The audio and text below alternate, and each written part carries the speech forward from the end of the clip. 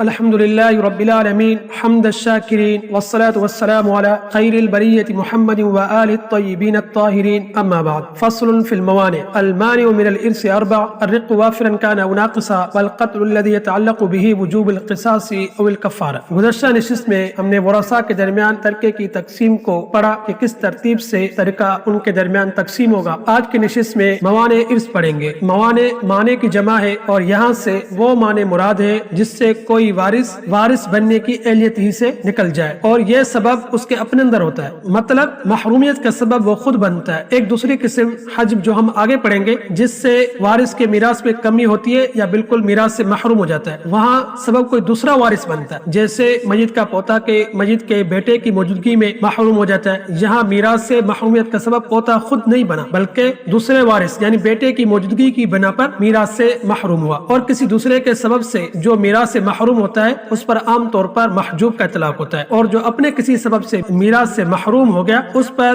محروم کا اطلاق ہوتا ہے۔ محجوب پر محروم کا بھی اطلاق ہوتا ہے لیکن محروم پر محجوب کا اطلاق نہیں ہوتا۔ تو یہاں سے ہم وہ موانع پڑھیں گے جس سے کوئی وارث اہلیت میراث سے ہی محروم ہو جائے، اس کے اندر میراث کی اہلیت ہی ختم ہو جائے۔ تو کہہ رہے ہیں المانع من الارث، میراث سے وارث کو روکنے والی چیزیں اربعۃ، چار ہیں۔ الرق وافرا كان او ناقصا، کہ رقیت یعنی غلامی کامل ہو یا ناقص ہو۔ غلام بننے کی دو صورتیں، کامل طور پر غلام ہو یدن بھی اور رقبتن بھی، جیسے مکمل غلام اور جیسے کسی کی آزادی میں کوئی قید نہ ہو کہ پورے کا پورا غلام ہے۔ اسی طرح مکاتب غلام کہ اس میں رقیت پوری ہوتی ہے، ملکیت ناقص ہوتی ہے کہ اس کا آزاد ہونا یقینی نہیں ہوتا، بدل کتابت ادا نہ کر پائے تو ممکن ہے کہ وہ ہمیشہ غلام ہی رہے۔ دوسری صورت ناقص طور پر غلام کہ جس کی آزادی میں قید ہو، جیسے مدبر ہے اور ام ولد کہ ان میں نکیت تو ناقص ہے جبکہ ملکیت کامل ہوتی ہے کہ ان کی آزادی یقینی ہوتی ہے۔ تو کہہ رہے ہیں الرق وافرا كان او ناقصا، کہ غلام ہونا چاہے وہ وافرا کامل ہو، كان او ناقصا یا ناقص ہو، کیونکہ غلام کا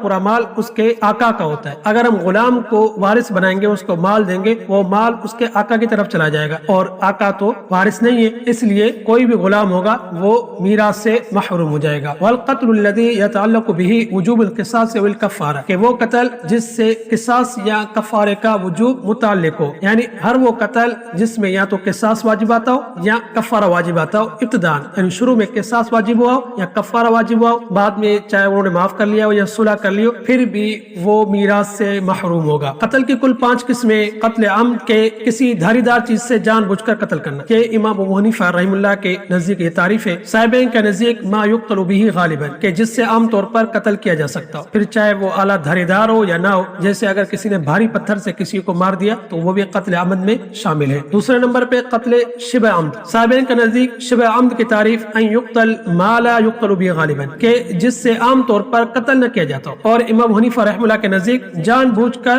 مارنا لیکن وہ اعلیٰ دھاری دار نہ ہو۔ تو اگر دونوں کی تعریف کو ملائے تو تعریف ہوگی قتل عمد کی کہ کسی دھاری دار چیز سے جان بوجھ کر قتل کرنا یا جس سے غالباً قتل کیا جاتا ہو، اور شبہ عمد میں کہ ایسی چیز سے جان بوجھ کر قتل کرنا جو دھاری دار نہ ہو یا جس سے عام طور پر قتل نہ کیا جاتا ہو۔ تیسری قسم قتل خطا، کہ اس کی 2 قسمیں: خطا فی العمل یا خطا فی القصد، کہ شکار کا قصد کر کے تیر پھینکا اور کسی شخص کو لگ گیا اور وہ مر گیا، اور خطا فی القصد کہ کسی انسان کو شکار سمجھ کر تیر مارا جس سے وہ مر گیا۔ چوتھی قسم ہے قتل جاری مجرا خطا، یعنی جو خطا کے قائم مقام ہو، مثلا ایک شخص سونے کی حالت میں 7 سوئے بچے پر چڑھ جائے جس سے بچہ مر جائے، یا کوئی نیچے ہو اور دوسرا اس پر گر جائے اور اس سے وہ مر جائے۔ پانچویں قسم قتل بالسبب، یعنی آدمی بذات خود تو قتل نہ کرے لیکن کسی کو قتل کرنے کا سبب بن جائے، جیسے کسی نے غیر کی زمین میں گڑھا کھودا، اس میں پھر کوئی گر جائے اور مر جائے۔ پہلی قسم میں تو قصاص واجب ہوگا جس کی وجہ سے میراث سے محروم ہو گیا، بقیہ دوسری، تیسری، چوتھی قسم میں کفارہ اور دیت بھی واجب ہوگی، تو ان صورتوں میں کفارے کے وجوب کی وجہ سے وہ میراث سے محروم ہو جائے گا۔ لہذا ان شروع کی 4 صورتوں میں میراث سے محروم ہوگا، اور آخری صورت یعنی قتل بالسبب میں نہ قصاص ہے نہ کفارہ ہے، تو وہ شخص وارث بنے گا۔ تو مصنف نے کہا والقتل الذي يتعلق به وجوب القصاص والکفارہ، کہ وہ قتل جس سے قصاص واجب ہوتا ہو یا کفارہ واجب ہوتا ہو۔ تو ان 5 قسموں میں،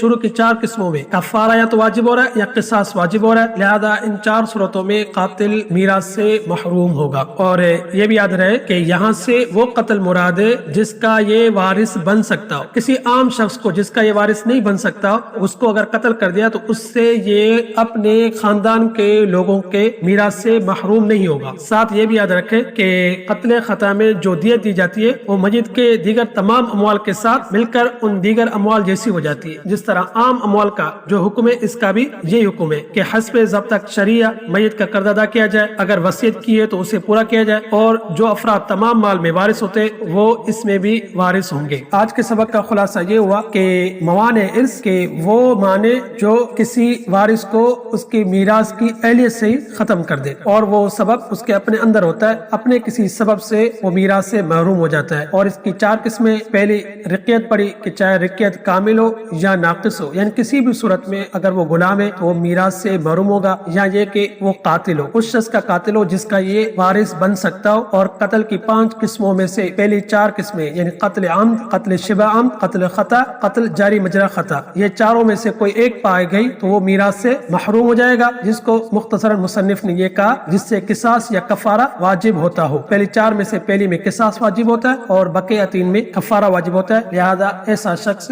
وہ وارث نہیں بنے گا۔ آج کے نشست کو یہیں پہ ختم کرتے ہیں۔ آخر دعوانا الحمدللہ۔